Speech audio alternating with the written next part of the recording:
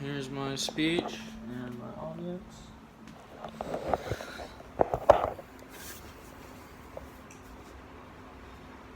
The drought was the very worst, and the flowers that we'd grown died of thirst. That's from Taylor Swift.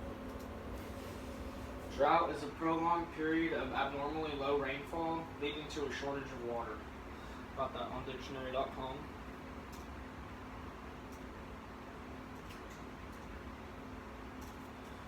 Four main points that we're going to go over in this PowerPoint are how California gets most of its water, how the drought in California affects the entire nation, what would happen if one day cities and farms had to compete over the water, and what would a more serious drought in California mean for the rest of the nation.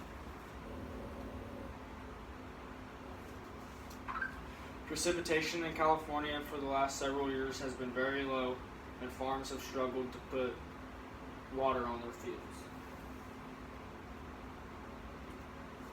The rain and snowfall in California accounts for most of the water that is used in agriculture. Uncontrollably low rain levels have impacted cities in California drastically, as there is a war between whether water should be put towards agriculture use or larger city uses and residents. Dams and water transport systems are used to spread and trap as much water as possible across the state. I got all that from water.ca.gov. Areas of mass population fight with areas of agriculture over water rights, like I said, and the natural lakes and the mountains of California trap the water and run into the valley. Dams are built to stock water and release them in a controlled amount to cities and farmers through aqueducts. There's an entire system of dams, reservoirs, canals, rivers, water lifts, and pumping plants that run all the way across the United States. Edmondson Pumping Plant uses the world's largest water lift to pump water 1,926 feet over a ridge into the Los Angeles County residents. Here's a map of the way California is, and if you see in the middle is the valley. Okay, that's not good. Okay. Well, anyway, the valley, you can see the valley is the green part and the mountains are the brown part. And the mountains is where most of the rain comes from. In the early 2000s, there were farmers that were really low on water, and it started to become a serious issue. If there's another drought in California, the farmers would not be able to produce produce. The lack of rainfall made the valley dry and low in crop output.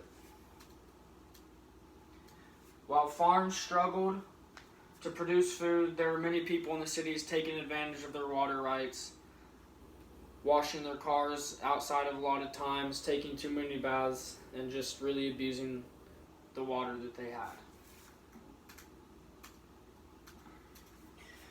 The major cities will always fight with the lost populated valley for water rights, and the Valley of California has been in a dry spell for several years. There's not enough population in the Valley of California where most of the agriculture is produced, so there's not as many votes that get put with an agriculture state of mind. Political debates and elections are centered on water rights and water usage, and many people in California have restrictions on how they're allowed to use their water. Things such as showering, watering personal lawns and gardens, car washes, and much more are very limited at several times throughout the 21st century in California. Here's a common thing that you'd see on the side of the road in the Valley of California, just bringing recognition to how water is very rare and people are taking advantage of it, and it needs to be put towards the right hands. The reason this is all so important is because California is the second biggest agriculture state in America.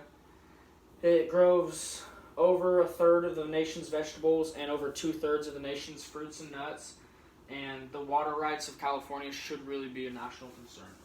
A majority of produce sales nationally is of food that is grown in California. 99% of artichokes and walnuts are grown in California. 97% of kiwis and plums are grown in California.